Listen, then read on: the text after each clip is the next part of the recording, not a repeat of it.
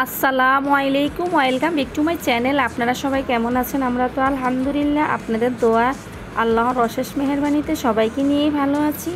তো প্রতিদিনের মতো আজও ছোট্ট আরেকটা ভিডিও নিয়ে আপনাদের মাঝে চলে আসলাম। এখন আমি ভিডিওটি আরম্ভ করলাম, দুপুরে রান্না দিয়ে আজকের ভিডিওটি আরম্ভ করলাম। তো এখানে হচ্ছে একটা চুলা দিয়ে ভাত বসিয়ে দিলাম, আর অন্য চুলা দিয়ে আজকে সবজি তরকারি ছিল না বাসায়, তাই আজকে রান্না করব।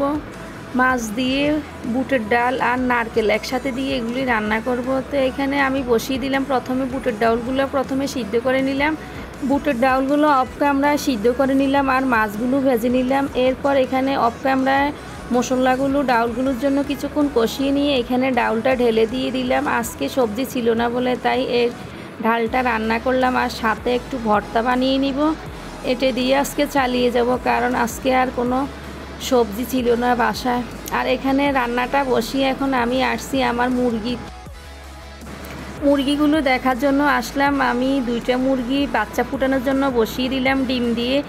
তো এখানে হচ্ছে হাঁসের ডিম দিয়ে মুরগি বসালাম, আর অন্য পাশে আরেকটা ডিম মুরগি দিয়ে ওই মুরগিটাকে বসিয়ে দিলাম। তো ওখানে দুইটা মুরগির মধ্যে মাত্র একটা মুরগি বাচ্চা ফুটালো মাত্র 4টা, আর 10টা ডিম বসালাম। 10টা ডিমের মধ্যে মাত্র 4টা ডিম ফুটলো, আরগুলা সব নষ্ট হয়ে গেল। জানি না কেন জানি এরকম হলো। তারপর আমি একটা লোহার খাঁচা নিয়ে আসলাম, এখানে মুরগিগুলো ঢুকিয়ে রেখে দিব। তারপর এর ভিতরে আমরা যতদিন পর্যন্ত বড় না হবে ততদিন পর্যন্ত এখানে রেখে ওদেরকে আমরা আদার দিয়ে ধরে রাখি।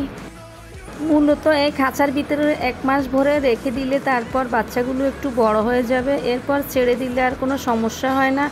সেজন্য এটার ভিতরে ঢুকিয়ে রেখে দিই। সবসময় আমরা এভাবে মুরগি পালতে চেষ্টা করি, তবু জানি আমাদের মুরগিগুলো কেন জানি পরে মরে যায়। যাক, এত যত্ন করার পরও মুরগিগুলো কেন জানি এরকম হয়ে যায়। আর এখানে আমি এখন চলে আসছি কিচেন রুমে রান্না দেখার জন্য। রান্নাগুলো চুলায় বসিয়ে আমি মুরগিগুলো দেখতে গেলাম। এরপর এখন এখানে কিছুক্ষণ ডালটা কষিয়ে নেওয়ার পর নারকেল দিয়ে দিলাম ভেজে রাখা মাছগুলো। তারপর পরিমাণ মতো পানি দিয়ে ঢাকনা দিয়ে নেড়ে ছেড়ে রান্নাটা কমপ্লিট করে নিব। তো দুপুরে রান্না বান্নার পাশাপাশি বাহিরের কিছু কাজ করতে হবে। সেটা হলো আজকে লাউ গাছগুলোর গোড়ার মধ্যে কিছু মাটি আর সার দিব, আর কিছু পেনা পচা দিব। তো সেগুলি এখন পরিচর্যা করব বাহিরে। তো মেয়েদের একটা কাজ হলো যে রান্না বান্নার পাশাপাশি বাহিরের অনেক কাজ করতে হয়, ঘরেরও অনেক কাজ করতে হয়। তো এখন হচ্ছে আমি রান্নাটা শেষ করে আবার বাহিরে চলে যাব। তো এখন আমার রান্নাটা প্রায় শেষ পর্যায়ে, আমি চুলাটা অফ করে দিলাম। তো তরকারিটা নামিয়ে রেখে তারপর চলে যাব বাহিরে। তো আমি এখন বাইর হয়ে গেলাম। তারপরে এসে ঘরে আরও কিছু কাজ করব, ঘরের ভিতর ঝাড়ু দিব, মুছে নিব। তো এখন এগুলি করার আগে আমি বাইরে চলে গেলাম। বাহিরে গাছগুলোর গোড়ার মধ্যে সার এবং মাটি ফেনা পচা দিব। তো এখানে বালতিতে করে সব কিছু আমাকে আপিপের বাবা নিয়ে দিয়ে গেল। তো আমি এখান থেকে সব কিছু গাছের গোড়ার মধ্যে দিতেছি, আর গাছগুলো ঠিক করে উপরের দিকে দিতেছি, যেন উপরে মাচাঙের মধ্যে গাছের ডালগুলো উঠে যায়। সেজন্য আমি উপরের দিকে দিয়ে দিলাম, আর নিচে এগুলি দিতেছি সব কিছু। প্রথমে একটা লাউ গাছের গোড়া সবগুলো দিয়ে তারপরে আবার অন্য একটা গাছের জন্য আবার আমি মাটি নিতে আসলাম। তো এখানে কিছু মাটি নিয়ে আবারও লাউ গাছের গোড়ায় দিয়ে দিলাম।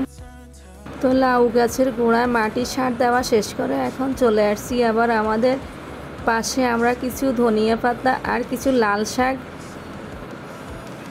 রোপণ করলাম, তো সেগুলো একটু দেখতে আসলাম। আর এই পাশে আমার বড় জায় কিছু সবজি লাগালো, সেগুলো একটু দেখতে আসলাম। এখানে কিছু বেগুন গাছ আর ধনিয়া পাতা লাগিয়ে নিলাম। তো ধনিয়া পাতাগুলো ছোট ছোট হয়ে উঠতেছে, তো সেগুলি এতটা বড় হয়নি, দেখা যায় না তেমন একটা।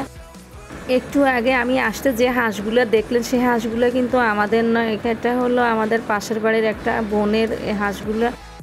তো সবাই ভালো থাকেন, সুস্থ থাকেন। আজকের মতো এখানে বিদায় নিলাম। আল্লাহ হাফেজ।